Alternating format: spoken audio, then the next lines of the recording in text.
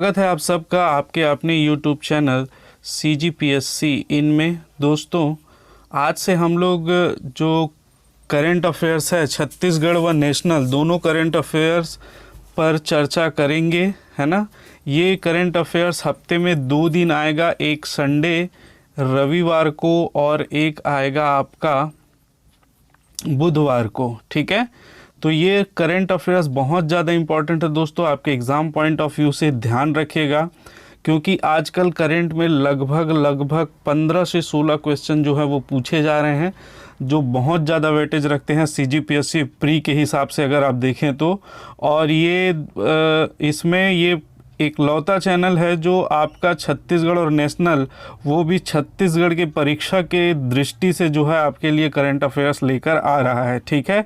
इसमें हम अनर्गल जो करंट की जो बातें हैं, जो घटनाक्रम है, उन पर चर्चा नहीं करेंगे।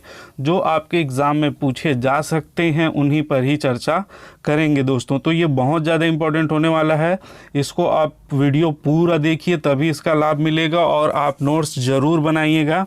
इसके अलावा आप इसका PDF भी डाउनलोड कर सकते हैं। आप टेलीग्राम लिंक नीचे डिस्क्रिप्शन बॉक्स में दिया हुआ है, वहाँ ज्वाइन कर सकते हैं। और आप चैनल को नए हैं तो सब्सक्राइब ज़रूर कर लीजिएगा, ताकि ये इम्पोर्टेंट वीडियो आपको मिल सके दोस्तों, ठीक है। तो चलिए आज का हम लोग जो सेशन है वो स्टार्ट करते हैं हमारा, ठीक है। CGPSC और व्यापम की दृष्टि से छत्तीसगढ़ का current affairs to the point. तो चलिए आप पहले देखते हैं हम लोग छत्तीसगढ़ करंट अफेयर्स, ठीक है।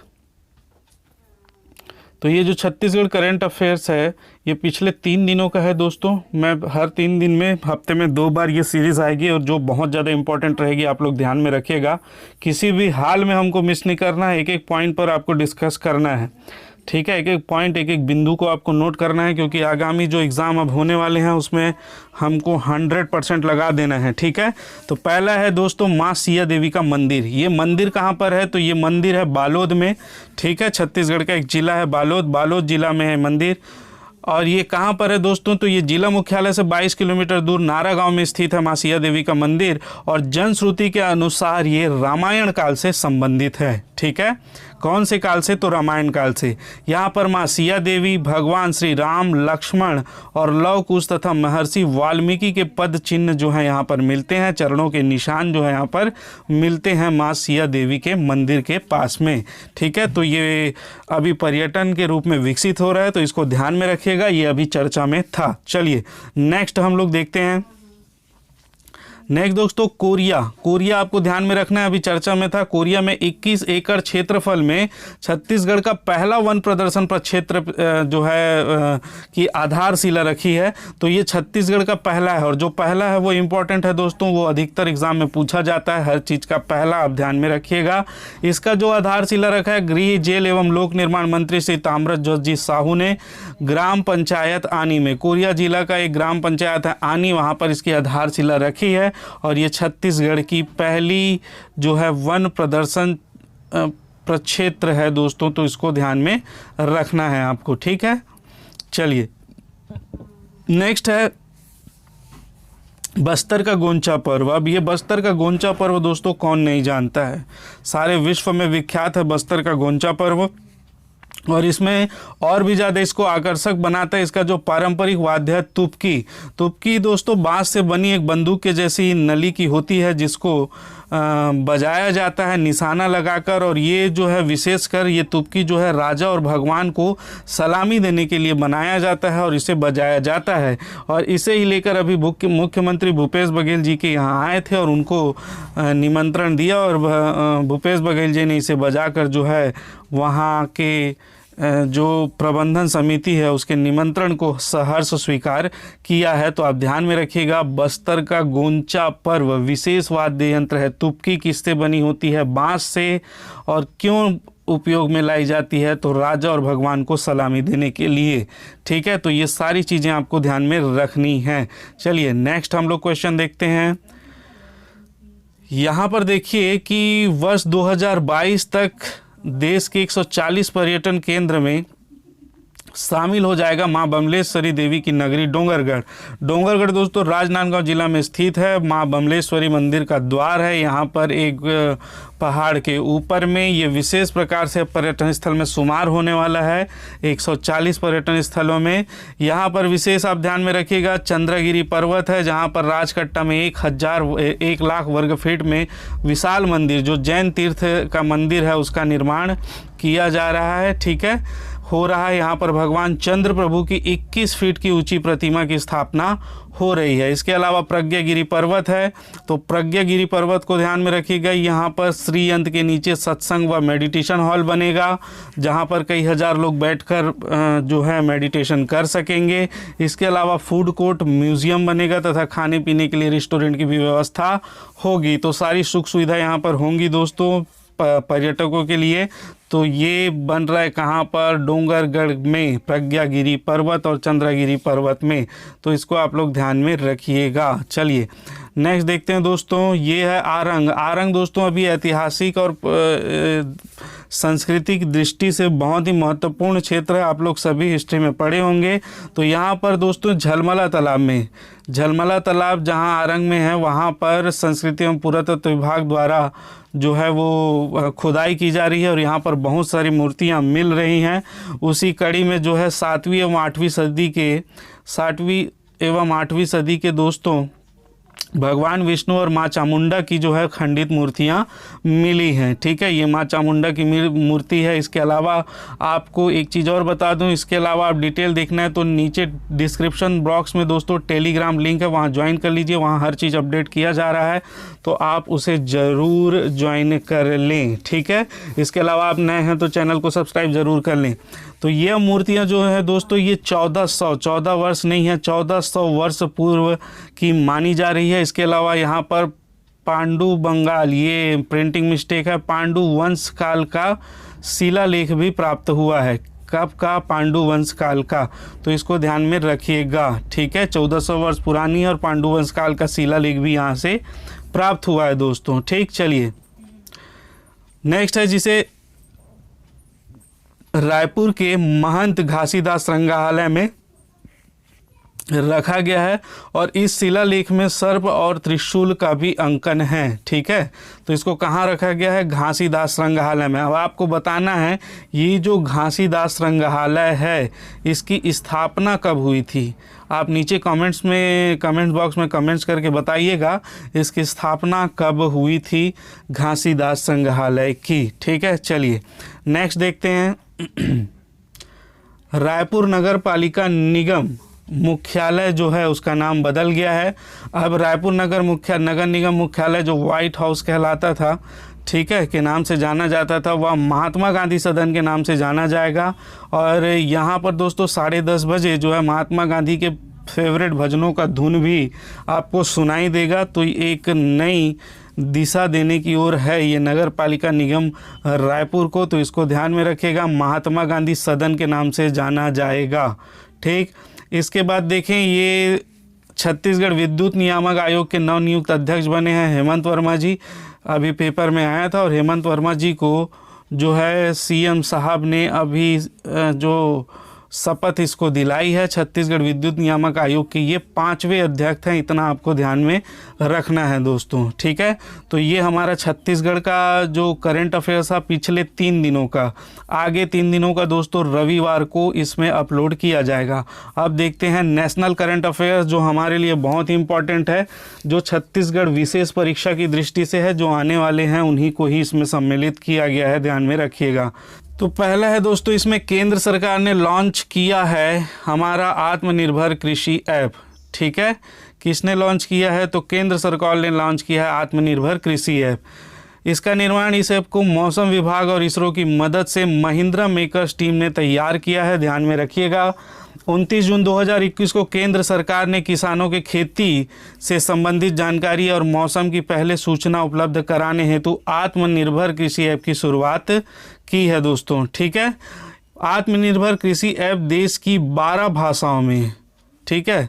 ये जो है वो देश की 12 भाषाओं में, स्थानीय भाषाओं में उपलब्ध होगी। इसमें अंग्रेजी के साथ साथ हिंदी, तमिल, मराठी, गुजराती, बांग्ला शामिल है। ऐप पर जानकारी पढ़ने की ज़रूरत भी नहीं है। किसान 12 भाषाओं में इस जानकारी का अनुवाद सुन भी सकते हैं। तो केवल पढ़ नहीं सकते, सुना भी जा सकता है। इस ऐप के द्वारा किसानों को मौसम में नमी, उमस, बादलों की स्थिति, तापमान और हवा की दिशा या तूफान आने की जानकारी मिलती है। तो ये सारी चीज़ें हैं, नमी, बादल कब आएंगे, तूफान की क्या स्थिति रहेगी, सारी चीज़ जो है वो कृषि पर डिपेंड है। तो उसकी जानकारी आप प्राप्त कर सकते हैं दोस्तों। इस ऐप में किसानों को मौसम आधारित जानकारी भी मिलेगी। ठीक, इसके अलावा और भी है। ऐप में किसानों को अपनी खेत की मिट्टी की उर्वरता इत्यादि से जुड़ी जानकारी मिलेगी।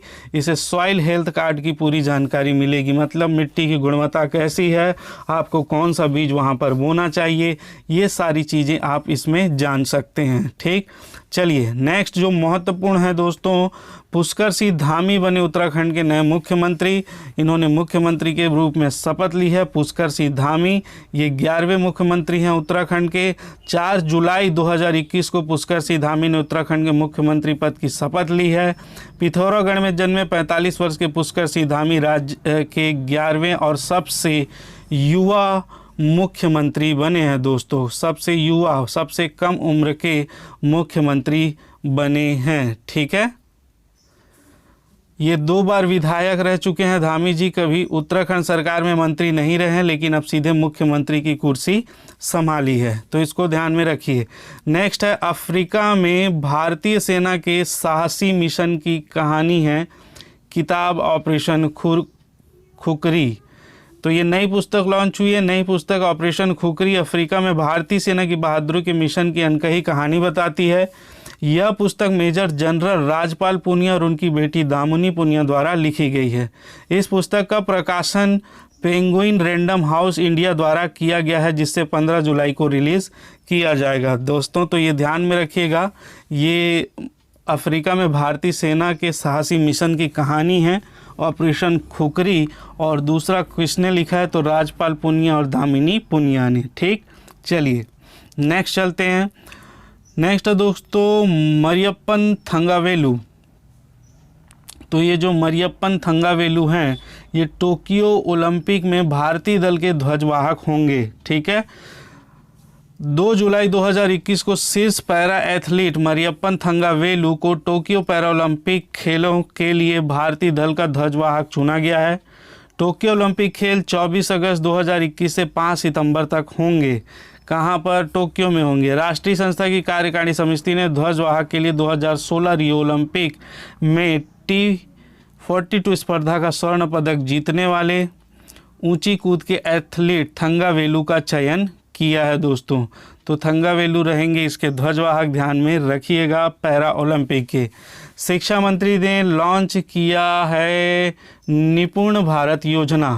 तो ये क्या है निपुण भारत योजना, आइए देखते हैं। तो 5 जुलाई 2021 को केंद्रीय शिक्षा मंत्री रमेश पोखरियाल ने निशंक ने निपुण भारत पहल, निपुण भारत इनिशिएटिव नामक एक योजना शुरू की है। इसे प्रारंभिक चरण के छात्रों के लिए संख्यात्मकता, मूलभूत पढ़ने और समझ में सुधार के लिए लॉन्च किया गया है। निपुण भारत मिशन क्या है, निपुण का अर्थ है इसमें national initiative for proficiency in reading with understanding and numeracy, आप जो भी है अनुवाद कर लीजिएगा। ठीक है, तो यह सुनिश्चित करेगा कि प्रत्येक बच्चा वर्ष 2026-27 तक ग्रेड 3 के अंत तक पढ़ने, लिखने और अंकगणित में सीखने की क्षमता हासिल कर ले। यह पहल स्कूल शिक्षा कार्यक्रम समग्र शिक्षा का एक हिस्सा होगा। तो इसको ध्यान में रखिएगा। निपुण जो योजना है वो बच्चों के पढ़ने लिखने से संबंधित है। ठीक, चलिए नेक्स्ट देखते हैं। अभी जो हाल ही में चर्चा में रही, अंतर्राष्ट्रीय महिला क्रिकेट में मिताली राज सबसे ज़्यादा रन बनाने वाली बल्लेबाज बन गई हैं। और दूसरा, ये रैंकिंग में, आईसीसी की रैंकिंग में फर्स्ट नंबर पर भी आ गई है दोस्तों, इसको ध्यान में रखिएगा। इसने लगातार 3 मैचों में 50-50-50 बनाया है, अर्धशतक बनाया है, तो इसे ध्यान में रखिए। 3 जुलाई 2021 को भारतीय महिला टीम की टेस्ट और वनडे कप्तान मिताली राज ने इंग्लैंड की पूर्व कप्तान शार्लोट एडवर्ड्स को अंतर्राष्ट्रीय महिला क्रिकेट टीम में सबसे ज़्यादा रन बनाने के मामले में पछाड़ दिया है। 38 वर्षीय राज ने वुस्टर में इंग्लैंड के खिलाफ खेले गए तीसरे वनडे के 24वें ओवर में एडवर्ड्स के 10,273 रनों को पीछे छोड़ दिया है दोस्तों। तो इसको आप ध्यान में रखिए, मिताली राज। और ये रैंकिंग में अभी कौन से नंबर पर है, तो फर्स्ट नंबर पर है। ठीक है, चलिए नेक्स्ट चलते हैं आगे। टोक्यो ओलंपिक के उद्घाटन समारोह में MC मैरी कॉम और मनप्रीत सिंह होंगे भारतीय दल के ध्वजवाहक। कौन कौन होंगे MC मैरी कॉम और मनप्रीत सिंह भारतीय दल के ध्वजवाहक होंगे टोक्यो ओलंपिक में। ठीक है, आइए नीचे इसका डिटेल देख लेते हैं। तो ये है MC मैरी कॉम और ये हैं कप्तान, हॉकी टीम के कप्तान हैं मनप्रीत सिंह को टोक्यो ओलंपिक खेलों के लिए भारतीय दल का ध्वजवाहक चुना गया है। दोनों 23 जुलाई 2021 को होने वाले टोक्यो खेलों के उद्घाटन समारोह में भारतीय दल की अगुवाई करेंगे दोस्तों।